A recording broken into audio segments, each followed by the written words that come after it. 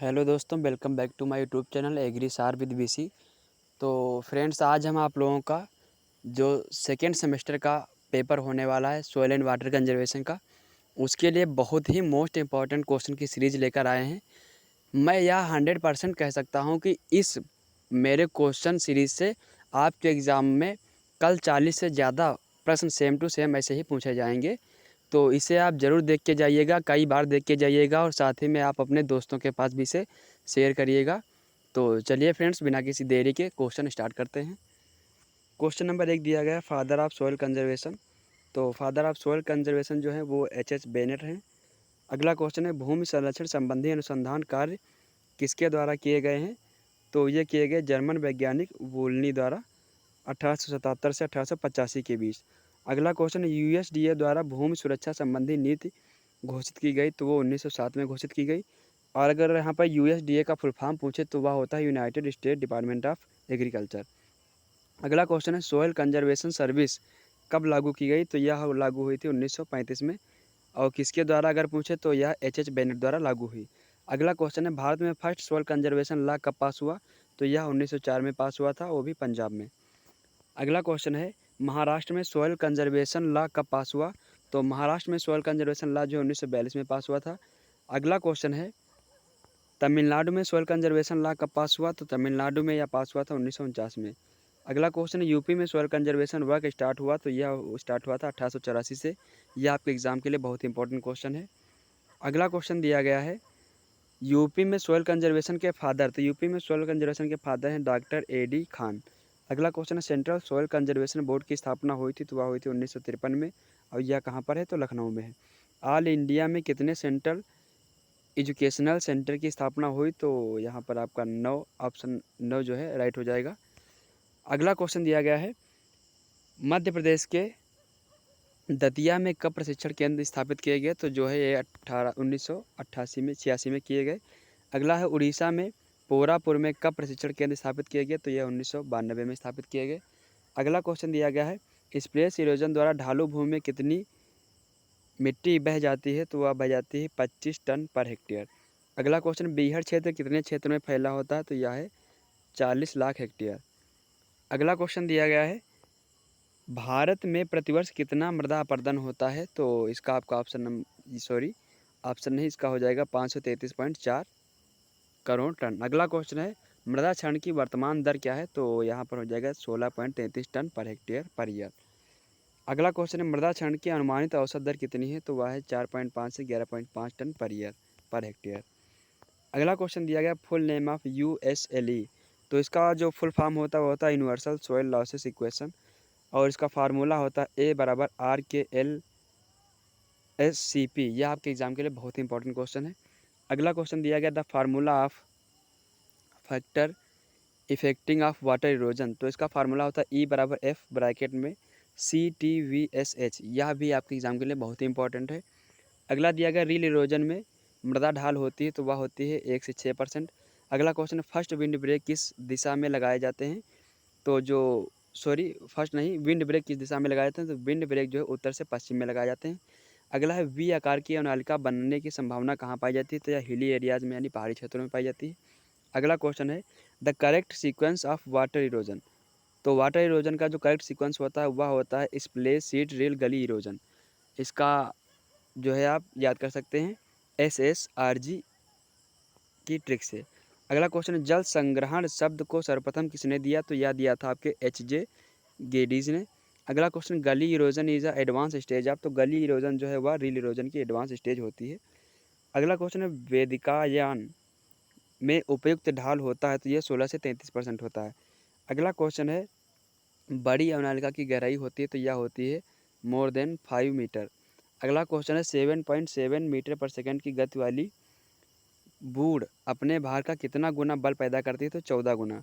अगला क्वेश्चन है, U shape की गली किस में बनती है? तो वह बनती है सब सॉइल या टॉप सॉइल में। अगला क्वेश्चन है, फार्मूला ऑफ ड्रॉप स्प्लिट। तो इसका फार्मूला होता है, इसका जो यूज होता है वह 3 मीटर तक होता है।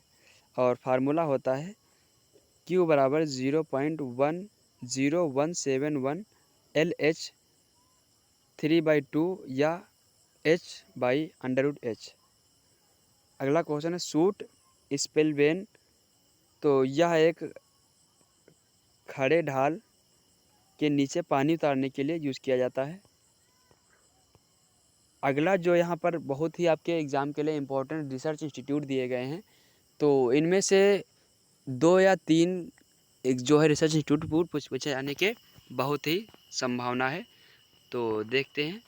पहला दिया हुआ है कजरी। कजरी का जो फुल फॉर्म होता है वह होता है central arid zone research institute, जो कि जोधपुर राजस्थान में है। यहाँ पर जोधपुर ना देकर आपके एग्जाम में केवल राजस्थान भी दे सकता है। अगला दिया गया क्रीडा, central research institute for dry land agriculture, यह इसका फुल फॉर्म होता है और इसका हेडक्वार्टर आपका हैदराबाद में। अगला क्वेश्चन है IISWC, Indian institute of soil and water conservation, जिसका आपका हेडक्वार्टर देहरादून में है। अगला क्वेश्चन है CSSRI, central soil sanitary research institute, जो कि करनाल हरियाणा में है। अगला है IGFRI, इसका फुल फॉर्म होता है Indian grassland and fodder research institute, जो कि झांसी में है। अगला क्वेश्चन है ICRAF, international centre for research in agro forestry, तो यह आपका नैरोबी केन्या में है। अगला है ICARDA, international centre for agriculture research in dry areas, तो यह आपका सीरिया में है, एलेप्पो सीरिया में। अगला क्वेश्चन दिया CAFRI, तो इसका फुल फॉर्म होता है central agro forestry research institute. अगला फुल फॉर्म दिया गया NRSA, तो होता है नेशनल रिमोट सेंसिंग एजेंसी, जो कि हैदराबाद में है। अगला क्वेश्चन RSAC, तो इसका फुल फॉर्म होता है रिमोट सेंसिंग एप्लीकेशन सेंटर, जो कि लखनऊ में है। अगला क्वेश्चन है NBSSLUP, तो इसका फुल फॉर्म होता है national bureau of soil survey and land use planning, जो कि नागपुर में है। अगला क्वेश्चन दिया गया WACMI, इसका फुल फॉर्म होता है water and land management institute, जो कि लखनऊ में है। अगला क्वेश्चन है WTCER, water technology central for eastern region. अगला क्वेश्चन है WTC, वाटर टेक्नोलॉजी सेंटर, जो कि न्यू दिल्ली में है। तो ये आपके एग्जाम के लिए बहुत ही इंपॉर्टेंट क्वेश्चन है। अगला क्वेश्चन यहाँ पर दिया गया है कि सॉइल कंजर्वेशन के लिए एग्रोनॉमिक जो मेजर्स होते हैं, मेजरमेंट, तो वह कब करने चाहिए। तो सॉइल कंजर्वेशन के लिए एग्रोनॉमिक मेजर्स तब करने चाहिए जब ढलान कितना होना चाहिए, ढलान 2% से कम होना चाहिए।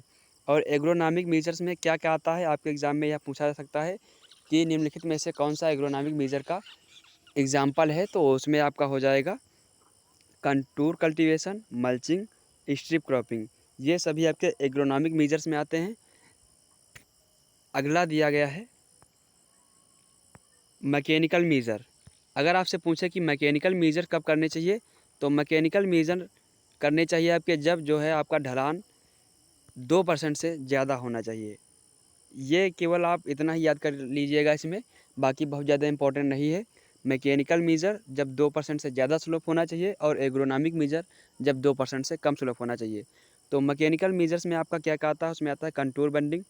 कंटूर बंडिंग का आपसे स्लोप पूछा जा सकता है, तो वह होता है 6% तक, और यह जो है एरिड एंड सेमी एरिड में अपनाया जाता है।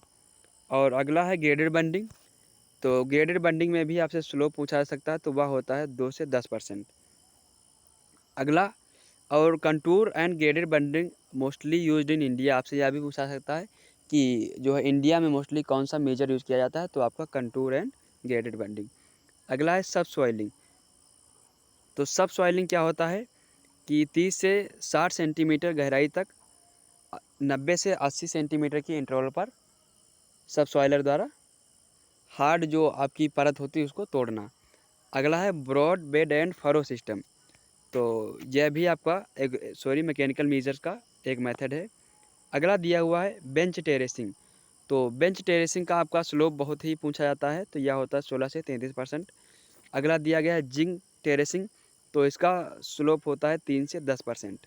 यह मेजर कहाँ पर अपनाए जाते हैं, तो उनके स्लोप दिए गए हैं कि इतने स्लोप पे अपनाए जाते हैं। जैसे जिंक टेरेसिंग आपका है, तो वो 3 से 10% स्लोप जहाँ पर होता है वहाँ पर अपनाया जाता है। अगला क्वेश्चन दिया गया है, या जो इरोडेड सॉइल है जो आपके एग्ज़ाम में बहुत ही पूछी जाती है, इरोजन के प्रकार। तो इरोजन क्या होता है, इरोजन होता है D attachment of soil particle. तो आपके एग्ज़ाम में डेफिनेशन ज़्यादा नहीं इम्पोर्टेंट है, मैं जो इसमें इम्पोर्टेंट है केवल वो बता दूंगा। डिपोजिशन क्या होता है, डी अटैचमेंट क्या होता है, डी अटैचमेंट क्या होता है कि सॉइल पार्टिकल का एक जगह से टूटकर दूसरी जगह हो जाना, तो वो होता है डी अटैचमेंट। ट्रांसपोर्टेशन क्या होता है, टूटने के बाद किसी माध्यम से एक जगह से दूसरी जगह पर जाना। और डिपोजिशन क्या होता है कि किसी भी सॉइल पार्टिकल का एक चट्टान से टूटकर कहीं दूसरी जगह पर एकत्रित हो जाना या जमा हो जाना।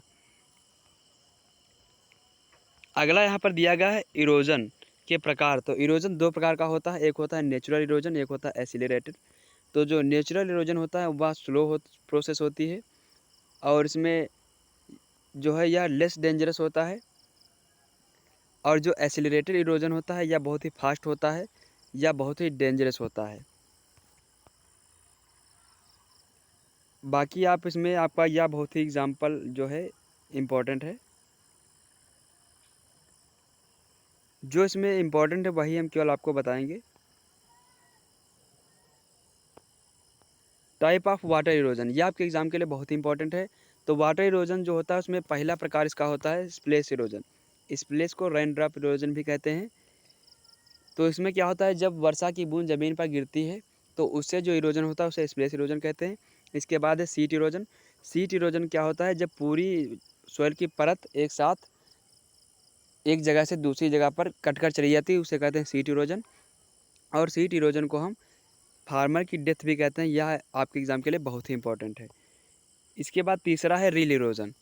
तो रील इरोजन जो होता है यह रनिंग वाटर जो होता है, जो फील्ड पर आपके काफ़ी ज़्यादा अमाउंट में जब वाटर निकलता है तो यह रील इरोजन का समस्या क्रिएट करता है। अगला है गली इरोजन। तो गली इरोजन क्या होता है, यह रील इरोजन का बड़ा भाग है। मतलब गली इरोजन जो है, रील इरोजन अगर छोटी छोटी नालियाँ बन रही तो गली इरोजन जब वही नालियों की चौड़ाई ज़्यादा हो जाएगी, गहराई, तो उसे ही गली इरोजन कहेंगे।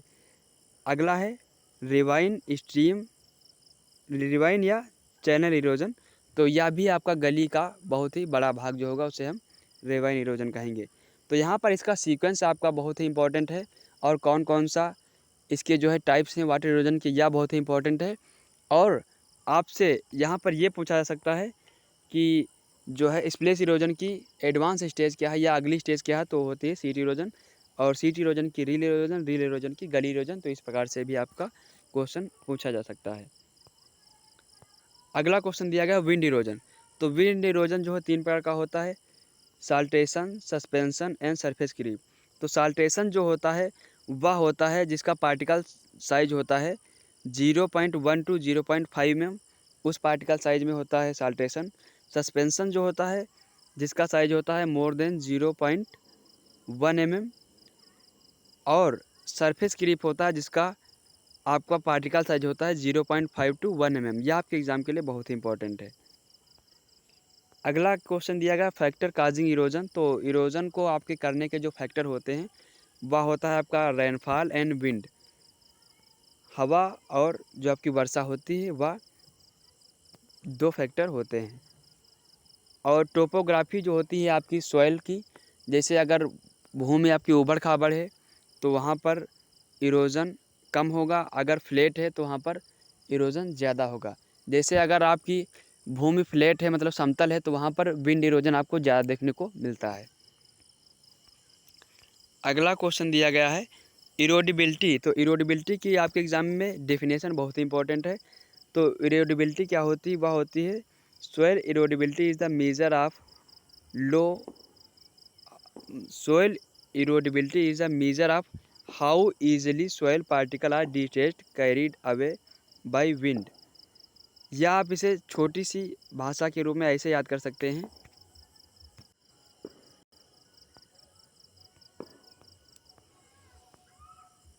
अगला यहाँ पर क्वेश्चन दिया गया है, यह आपके एग्ज़ाम के लिए आप इसे एक बार ज़रूर देख लीजिएगा। बाकी मुझे जो बहुत ही आपके एग्ज़ाम के लिए इंपॉर्टेंट लग रहा है मैं केवल वही कराऊंगा। बाकी यह भी आपके एग्ज़ाम के लिए बहुत ही इंपॉर्टेंट है, आप इसे एक बार ज़रूर देख लीजिएगा।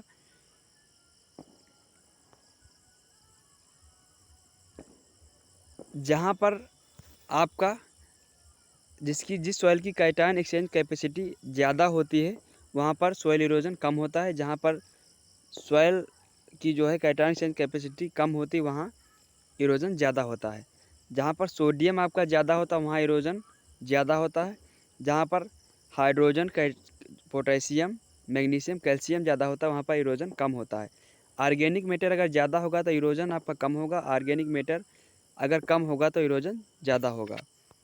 अगला है वेजिटेशन। वेजिटेशन मतलब पेड़ पौधे या वनस्पति। अगर वेजिटेशन ज़्यादा होगा तो इरोजन कम होगा, अगर वेजिटेशन कम होगा तो इरोजन ज़्यादा होगा।